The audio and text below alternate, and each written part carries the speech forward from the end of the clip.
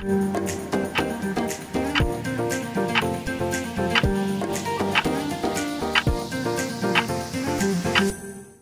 chers amis, bonjour. La paracha d'Yitro que tout le monde connaît avec les 10 commandements, avec la Séoudat Yitro des Tunisiens, le repas des garçons, c'est une paracha magnifique.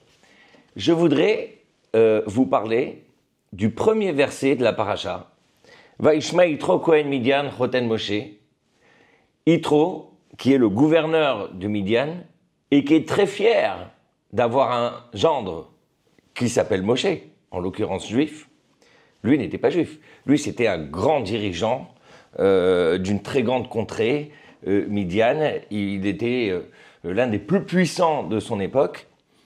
Et il a quitté son palais, son royaume, pour rejoindre le peuple juif dans le désert. Et pour quelle raison? Le verset nous dit, parce qu'il a entendu tout ce que Dieu a fait comme miracle au peuple juif, Ki otzi Hashem et Israël mi Mitzrayim, parce que Dieu a fait sortir le peuple juif d'Égypte. Mais Rashi, pour différentes raisons, ne se contente pas de juste rajouter cette idée que Yitro a entendu le miracle de la sortie d'Égypte. Rashi va plus loin. Il dit Yitro a entendu le miracle de la sortie d'Égypte et la guerre de Amalek.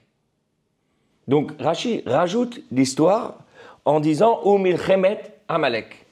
Il rajoute d'ailleurs aussi la traversée de la mer Rouge et la guerre de Amalek. Et là, on peut poser une question très simple. Pourquoi est-ce que Rashi ne nous dit pas « et la victoire sur Amalek » puisque la victoire sur Amalek était également un miracle. La guerre contre Amalek n'était pas un miracle, au contraire. Donc, pourquoi est-ce que Rashi a choisi ce terme-là et que ce terme, en fait, cet événement, la guerre d'Amalek, a été une partie de la motivation de Yitro pour venir rencontrer Moshe et le peuple juif dans le désert. Voyez-vous, mes chers amis, il me semble que cette paracha est extrêmement d'actualité. D'abord parce qu'on a un dirigeant d'une très grande puissance internationale qui n'est pas juif, mais qui a un gendre qui est juif. Et il vient à la rencontre du peuple juif dans le désert. Donc il va quitter son lieu de la grande puissance internationale pour aller à la rencontre d'Israël. Et là, Rashi vient nous expliquer quelque chose de merveilleux. Rashi nous explique, quand le peuple juif est sorti d'Égypte, c'était un moment important de la constitution de ce peuple et de son histoire. Le monde entier était émerveillé par ce déferlement de miracles, le courage des Hébreux de sortir en famille, etc. Et ensuite, cet événement tragique où on pensait que c'était la fin, parce que les Égyptiens ont rattrapé le peuple juif au milieu du désert. Ça vous fait penser à rien, ça? C'est là, quand il y a la création de quelque chose, tout à coup, il y a les ennemis qui viennent, ils pensent que c'est le moment de serrer l'étau et d'en finir avec cette problématique. Mais non, il y a eu la traversée de la mer. Et donc jusque-là, la traversée de la mer était un miracle extraordinaire qui a permis non seulement de sauver le peuple juif, mais en plus d'engloutir et d'anéantir les volontés des ennemis d'Israël de vouloir s'attaquer à Israël. Mais est arrivé Amalek. Amalek, dans l'histoire, est un ennemi qui, d'une certaine manière, sait qu'il ne peut pas gagner, puisque l'histoire lui a démontré qu'Israël était plus fort. Mais il attaque Israël et il provoque une guerre contre Israël. Et la provocation de cette guerre n'a pas pour vocation une victoire, parce que la victoire est utopique, mais a pour vocation de rabaisser et de ternir l'image d'Israël. La seule volonté d'Amalek est de pouvoir dire au monde, regardez, on attaque Israël, et vous pensez qu'Israël était un endroit, était un peuple qui était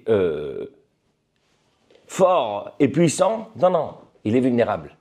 On peut s'attaquer à lui et on peut faire baisser, j'ai envie de dire, sa cote de popularité. Mais ce n'est pas uniquement sa cote de popularité, mais c'est montrer qu'en vérité, Israël n'est pas exempt de tout reproche et on peut y aller.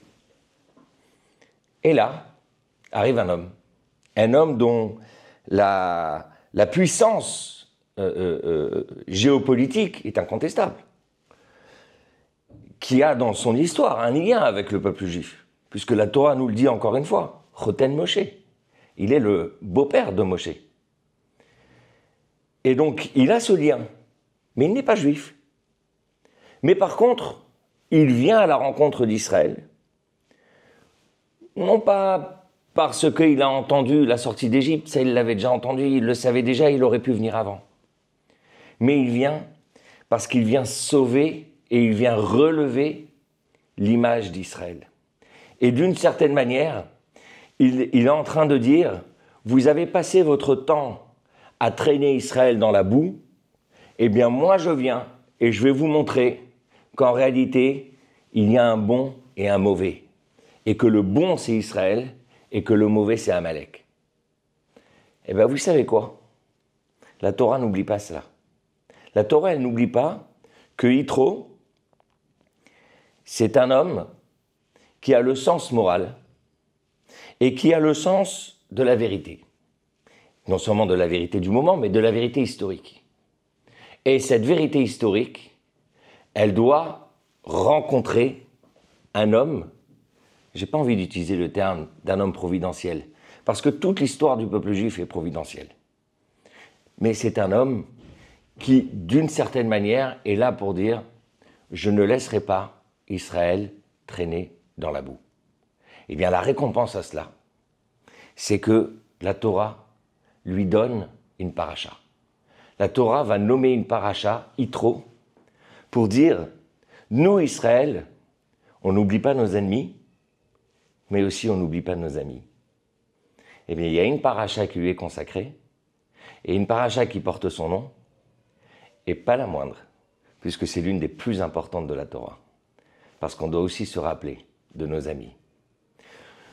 Toute coïncidence avec l'actualité est forcément fortuite. Voilà, mes chers amis. Shabbat shalom.